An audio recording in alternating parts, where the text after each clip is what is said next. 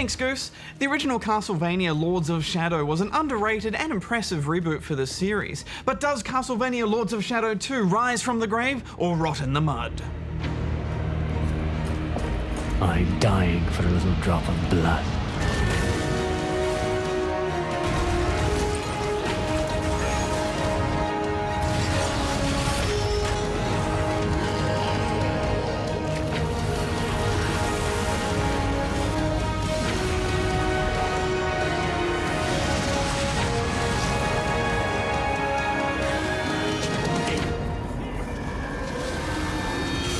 Now, quick spoiler warning, we can't really discuss the story without spoiling what happened at the end of the last game. Heck, the last game came out in 2010. I think the statute of limitations on spoiler warnings is well over. Well, yeah, but it's still Okay, fine. Spoiler warning, you play as Dracula. It even says it on the box, you play as Dracula. Don't you dare call me that. I Saint Dracul. You're Dracula. All right, fine, I guess it's not that much of a spoiler. Look, the setup goes like this. It's modern day and you've been resurrected by your old enemy Zobek. He needs your help because Satan's acolytes are preparing for Satan to come back to Earth. I mean, this is bad news for everyone. So you make a pact with Zobek to stop his return, and as a thank you, he promises he'll end your immortal life. I will deliver the fatal blow to your heart myself. And I am sure you will fulfill that vow. There's such a great start to this game, and I love the creative license they've taken with this Dracula mythology. The child Trevor was hidden from his father and raised a holy warrior of the Brotherhood in secret, so that one day he would be ready to stand against his own blood, as foretold. There are deep characters with complicated motivations, and there's quite a lot to catch up on. As he lay dying, Trevor finally revealed his true identity. Dracula was driven mad with grief and rage over the revelation. It might pay to watch that introduction more than once though, because there is quite a lot to absorb and you might not get it all the first time around. And it just gets more complicated from that point on. Son, I had no choice. Yes. For example, why is my dead son haunting me from a medallion that summons a quick travel wolf? What's all that about? Well, I think you just have to kind of roll with that stuff badge. It was great to hear Sir Patrick Stewart and Robert Carlyle reprise their voices as Zobek and Dracula. I mean, their performances definitely helped to sell some of the more absurd story points. Has she said anything yet? Yes. To tell you the truth, she hasn't shut up. Yes, I've said it before and I'll say it again. If you put Patrick Stewart in your game, it becomes a better game. Story aside, there are a few changes to the first game. Gone is the combat cross, and in its place is the blood whip. It's essentially the same weapon though, with the same combos and the same direct and area of effect attacks. And there's a similar upgrade tree to work your way through.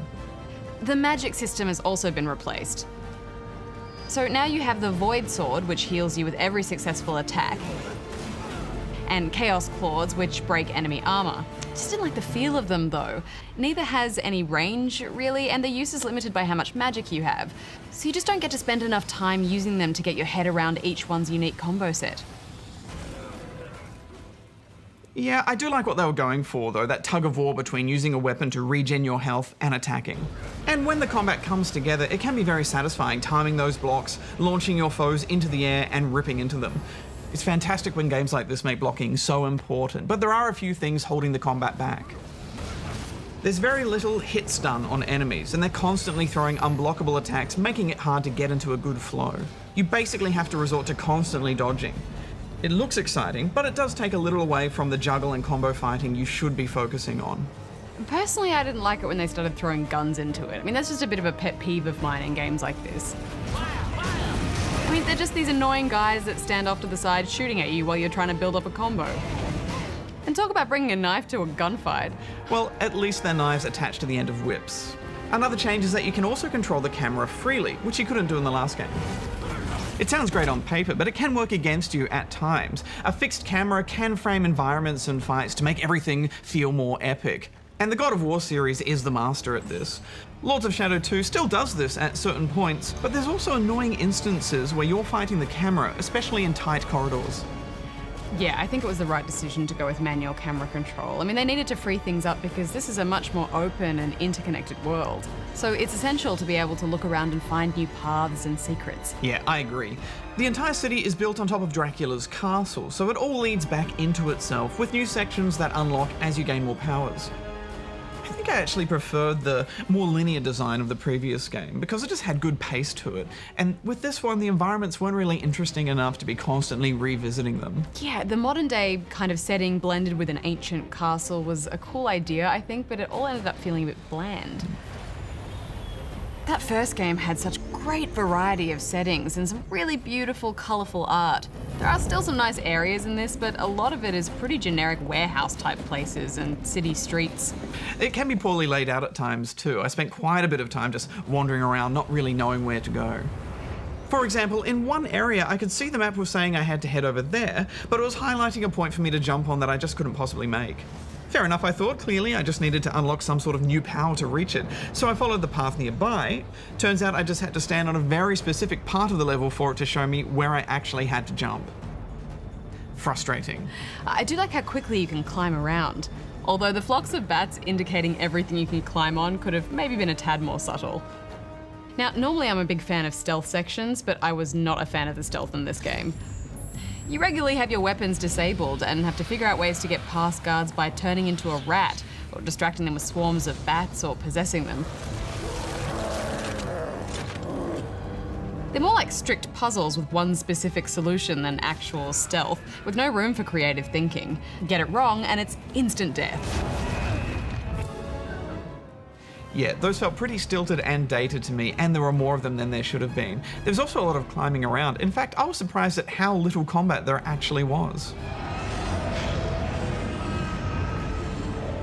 The boss fights were definitely highlights, with some of those big bosses making a return. Although I could have done without the lady in the hamster ball. Give yourself over to me, my prince. Another thing that really stood out to me is that there is a lot of blood in this game. Like, a lot. And okay, I know this is a game about vampires and dark themes and all that, but people always seem to be throwing up blood or coming out of puddles of blood. But worse is how you constantly activate switches by bleeding all over them. I mean, I thought blood was precious to vampires, but here Dracula is just spilling it everywhere. On a side note, I did like the presentation of this game. When you die, he closes a book and leans back and waits. And then when you press start, he does this. Well, you know, I expected a lot from this game after truly loving the last one. So I do agree it's a bit of a step backwards. It's still a decent enough hack and slash, so I'm giving it 6.5 rubber chickens.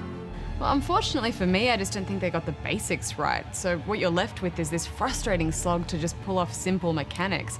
I'm actually going to give it 4.5. You're such a disappointment.